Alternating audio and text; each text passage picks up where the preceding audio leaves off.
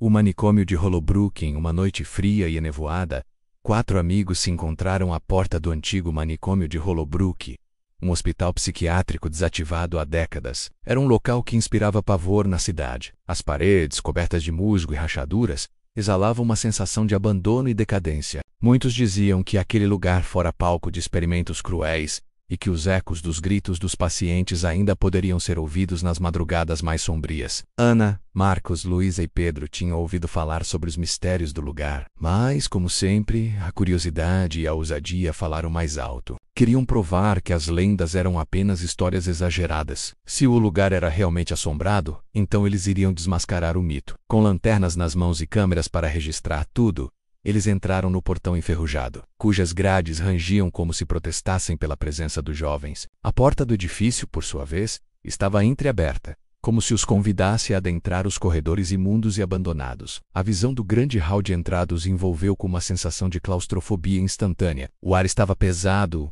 com o cheiro de mofo e de algo indefinido, um fedor quase insuportável. Dizem que as paredes aqui são mais do que apenas tijolos e cimento. Dizem que elas guardam segredos, disse Luísa com um sorriso nervoso, tentando aliviar a tensão no ar. Mas quem se importa? Vamos lá, só para desbravar.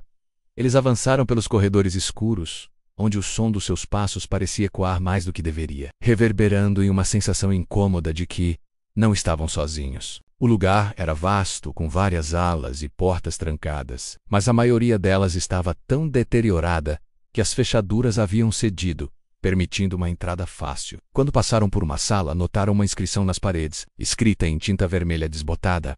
O silêncio é o grito mais doloroso.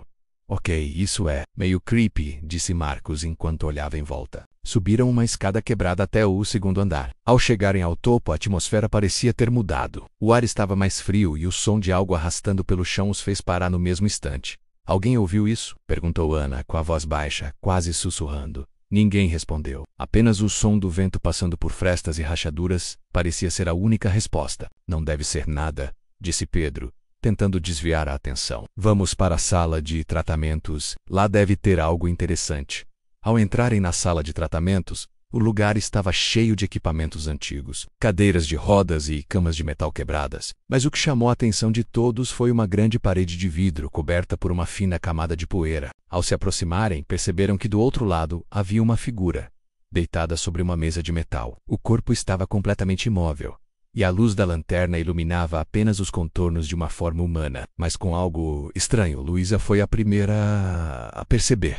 Aquele não é um paciente. Parece mais uma estátua? Mas ao tentar se aproximar, a figura se moveu. Lentamente, como se a pele estivesse grudada ao osso, a figura ergueu a cabeça. Seus olhos, completamente brancos, fixaram os 4 amigos, sem piscar, sem qualquer emoção. O ar gelou ao redor deles. Que merda é essa? Sussurrou Marcos, recuando. De repente a figura desapareceu, sumindo no fundo da sala. O som do metal rangendo ecoou por todo o ambiente, como se o lugar estivesse se desintegrando aos poucos. O pânico começou a tomar conta do grupo, mas antes que pudessem reagir, uma porta se abriu sozinha no final do corredor. Era uma porta que eles juravam ter fechado. Algo os puxava, como se estivessem sendo guiados para a escuridão crescente daquele lugar. Vamos sair.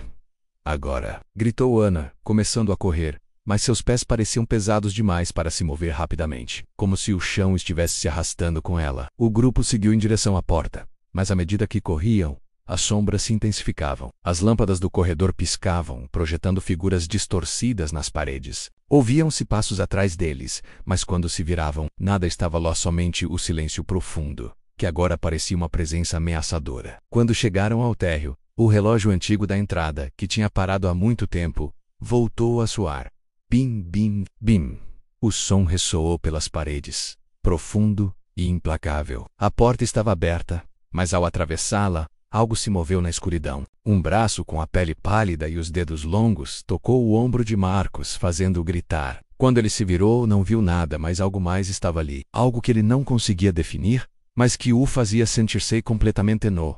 Exposto. Eles saíram apressados pela porta quebrada, com o ar da noite fria batendo em seus rostos. No entanto, à medida que se afastavam, perceberam algo estranho. O manicômio, que antes parecia estar à distância, agora parecia estar mais próximo, como se o edifício estivesse se movendo. Eles correrem, mas parecia que a distância entre eles e a construção nunca aumentava. Ana olhou para trás e por um instante viu as silhuetas dos pacientes, de rostos distorcidos observando-os pela janela quebrada. Uma última visão.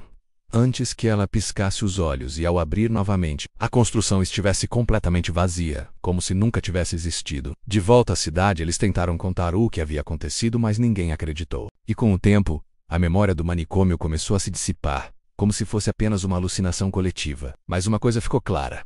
Quem entrava no manicômio de Hollowbrook nunca saía completamente imune. Algo do lugar permanecia com você. E de vez em quando, nas noites mais silenciosas, as vozes começavam a chamar, sussurrando os nomes dos que ousaram entrar e jamais saíram. Espero que tenha gostado dessa versão. A mistura de mistério psicológico e o ambiente de um manicômio abandonado cria um clima de tensão bem envolvente.